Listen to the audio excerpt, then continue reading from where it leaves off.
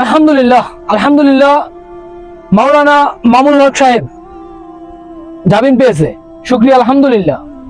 ওনার মুক্তিতে আমরা সকলে খুশি আলহামদুলিল্লাহ। কিছু কিছু মানুষ আছে যারা বেজার ওনার মুক্তিতে, তবে আলহামদুলিল্লাহ আমরা মুমিন মুসলমান যারা আছি ইনশাআল্লাহ আমরা অনেকটাই খুশি। তবে আমি পার্সোনালি মনে করেছিলাম যে মামুনুল হক সাহেব জেলখানা টর্চারিং সহ্য না করতে পেরে হয়তোবা অন্যায়ের কাছে মাথা নত করবে, বাতিলের কাছে মাথা নত করবে, কিন্তু না, আলহামদুলিল্লাহ আমি মনে করেছিলাম উনি বের হওয়ার পরে হয়তোবা ওনার কণ্ঠের স্তব্ধতা কমে যাবে, ওনার কণ্ঠের যেই সাউন্ড ছিল, যে গর্জন ছিল, ওইটা কমে যাবে, কিন্তু না, আলহামদুলিল্লাহ উনি বের হওয়ার পরেই ওনার জালালি ভাষণ আপনারাই শুনুন। কাটা কাটা কয়েকটা কথা আমি বলবো, সময় দীর্ঘ নয়। আর সকলে উপলব্ধি করতে পারতেছেন যে আমার প্রতিটা কথাই এখন এটা অনেক বেশি পরিমাপ করা হচ্ছে, দেখা হচ্ছে যে আমি কি বলি। আপনারা যতটুকু মনে করতেছেন যে শুধু একটা কর্তৃপক্ষ দেখতেছে, তা না, দুইটা কর্তৃপক্ষ দেখতেছে,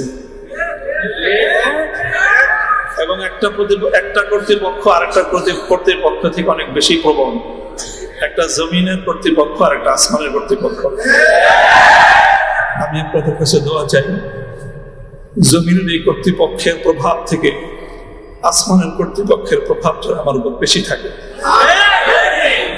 আল্লাহ রাব্বুল আলামিন যেন আমাকে আল্লাহর গোলাম হিসেবে তার নিকটেই যেন আমার মাথাকে অবনত রাখেন, এই দোয়াটুকু আপনারা সকলে আমার জন্য নিভৃতে একান্তে করবেন। দ্বিতীয় কথা, এখানে আমার জন্য অনেক কথা বলা হয়েছে, আমাকে উৎসাহিত করার জন্য এটাই বলা হয়েছে। উৎসাহিত করার জন্য কিছু প্রশংসামূলক বাক্য আলোচনা করা হয়েছে। শাইখুল হাদিস আল্লামা আজিজুল হক রাহমাতুল্লাহ আলাইহির শানে আমরা এই কথাগুলো বলতাম। সময়ের এতটা অল্প ব্যবধানেই সেই কথাগুলো, যে আমার সন্তানেরা যারা বলেছে আমি সন্তানই বলবো, ছাত্ররা তোমাদের কাছে মুফতি সাঈদ হয়তো অনেক বড় শিক্ষক হতে পারে, আমার কাছে ওই সাঈদ, তারা আমাদের সন্তান, তারাও আমাদের সম্পর্কে সেই কথাগুলো বলেছে। শাইখুল হাদিস রাহমাতুল্লাহ আলাইহি বলতেন যে এই কথাগুলোকে প্রশংসামূলক কথা নয়, বরং আমি কালিমাত দুআইয়া, আল্লাহু আকবার, আল্লাহু আকবার, আল্লাহ কথা হিসেবে আমি বরণ করে নিলাম। আল্লাহ পাক আমার সন্তানদের, আমার সহকর্মীদের, তাদের এই কথাগুলোকে যেন আল্লাহ আমার হকে, আমার ক্ষেত্রে দোয়া হিসেবে আল্লাহ কবুল করেন। এই কথার মধ্যে একটা কথা এসেছে, সেটা হলো প্রতি ফোঁটা জুলুমের প্রতিশোধ গ্রহণ করার কথা। আমি এই কথাটা একদিকে প্রত্যাখ্যানও করি, আবার আরেকদিকে সমর্থনও করি। প্রত্যাখ্যান করি এইভাবে যে এটা যাদের আদর্শ অনুসরণে আমাদের এই জুলুমকে বরণ করা, আমাদের এই কারাভোগ, আমাদের এই কারাবরণ, আমরা এই শব্দগুলি বেশি বলি। কি বললাম? কারাভোগ, কারাবরণ। কারা নির্যাতন তো বলবো যত কম বলা যায়, কারা নির্যাতন নয়, আসলে তো এটা কারাবরণ। আমরা তো জেনে বুঝে এই পথে পা বাড়িয়েছি। কেউ যদি মনে করে থাকে যে আমরা জানি না, তাহলে এটা তাদের মিস ইনফরমেশন। আমরা জানি আমাদের এই পথে চলতে গেলে এই পথটা কুসুমাস্তীর্ণ নয়। এ পথে লাল গালিচা থাকে, কখনো কখনো প্রতীকী অর্থে লাল গালিচা থাকে, তবে সেই লাল গালিচার লালিমাটা যতটা না গালিচার রং দিয়ে লাল হয়, তার চেয়ে বেশি লাভ হয় ভাইয়ের শাহাদাতের রক্তের মাধ্যমে। শাহাদাতের রক্তের নজরানা দিয়েই আমরা সেই পথে ইনশাআল্লাহ পৌঁছবো, যে পথে শাপলা চত্বরের ভাইয়েরা শাহাদাতের রক্ত দিয়েছেন, যে পথে আমার হাটহাজারীর সন্তানেরা শাহাদাতের রক্ত দিয়েছেন, যে পথে আমার বিবাড়িয়ার ব্রাহ্মণ শহীদ বাড়িয়ার বীর শহীদানেরা যে পথে আত্মত্যাগ স্বীকার করেছেন, আমরা তাদের সে পথকে ভুলবো না। তাদের সেই শাহাদাতকে আমরা কোনো সময় সেই শাহাদাত অস্বীকার করার কোনো প্রবণতাকে এক মুহূর্তের জন্য বরদাস্ত করবো না। শহীদ হয়েছে আমার ভাই, সরি বলেন।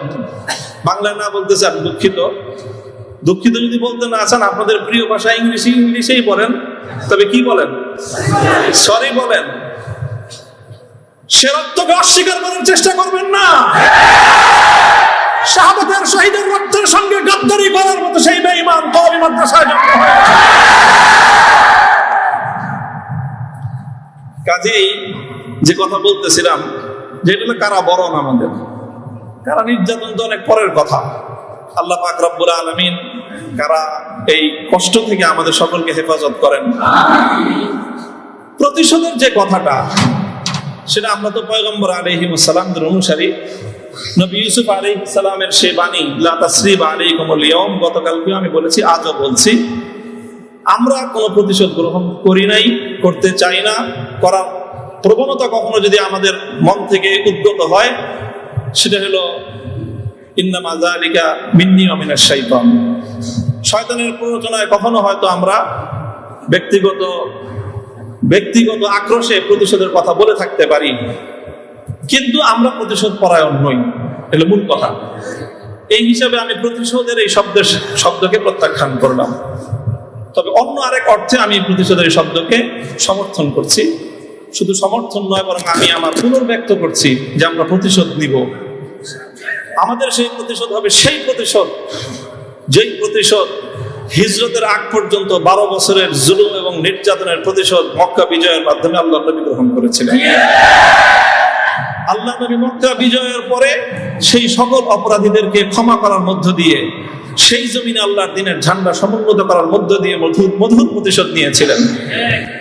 আমি আবার বলছি, এদেশে ভাড়াটিয়া থাকবো না, ভাড়াটিয়া হিসেবে থাকবো না। এই জমিনের মালিকানা সূত্রে এদেশে বসবাস করি। এই জমিনকে আল্লাহর জন্য মুক্ত করেই ছাড়বো ইনশাআল্লাহ।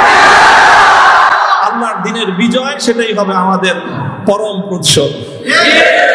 এবং যারা আমাদেরকে শত্রু ভেবে আমাদেরকে নিঃশেষ করার চেষ্টা করেছে, অপমান করার চেষ্টা করেছে, আমরা তাদেরকে সম্মানিত করে প্রতিশোধ দিই।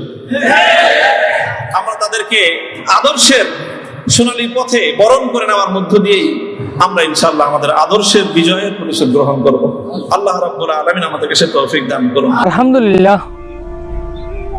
প্রিয় মুসলিম জাতি, প্রিয় ভাই, আমার বোন, শুধু একটা বিষয় লক্ষ্য করলেই চলে, বনের রাজা সিংহ আর রয়্যাল বেঙ্গল টাইগার,